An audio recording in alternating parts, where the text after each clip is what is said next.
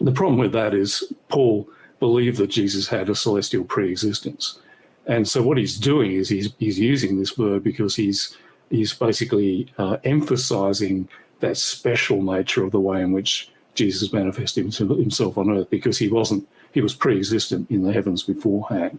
And ginomai in many ways can mean a range of things. And the fact that it has this sort of duality of meaning means that it's actually an appropriate term to use in relation to someone becoming incarnate, a being from the heavens becoming incarnate on earth.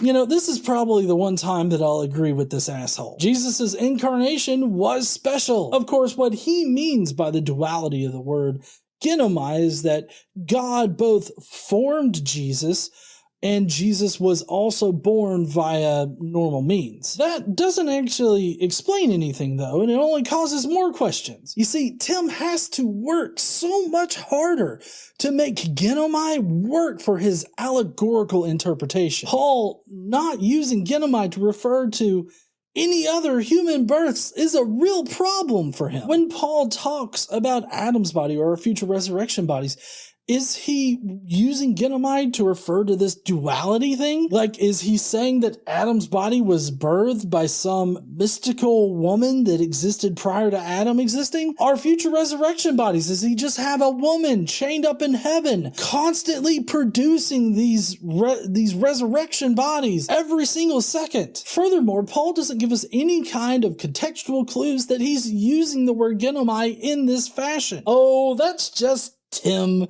postulating ad hoc reasons for why this word still works on his interpretation. And you know he's bullshitting you at this point, because the stronger argument is to appeal to Paul referring to all Christians as being the seed of Abraham, because Paul is using figurative speech and allegorical phrases in order to convey that all Christians are of the line of Abraham or whatever the fuck. That's far stronger than the bullshit that he's spewing right now. So do I think Paul is talking about a cosmic sperm bank? No, and pretty much no one on the planet apart from Carrier and a few of his online fanboys think that he is either. That is one of the silliest arguments in Carrier's armament. But yeah, I'm still going to need a citation for this stupid fucking statistic. I don't expect to get a citation because the fucking argument has been vetted by relevant academic peer reviewers. They don't necessarily have to agree with it, but they didn't find any reason to reject it. And in order to get to this whole idea of God gathering David's sperm in order to create future descendants, you literally just have to read the fucking words on the page of your dusty-ass Bible that's on the bookshelf. There's no complicated interpretation or anything that Timmy O'Dippin shit would tell you. You just have to read the words that are on the fucking page. So excuse my goddamn literacy. Do it yourself. Open your Bible. Go to 2 Samuel 7:12. And then you just read until you hit the number 15. And when thy days be fulfilled, and thou shalt sleep with thy fathers, I will set up thy seed after thee, which shall proceed out of thy bowels, and I will establish his kingdom.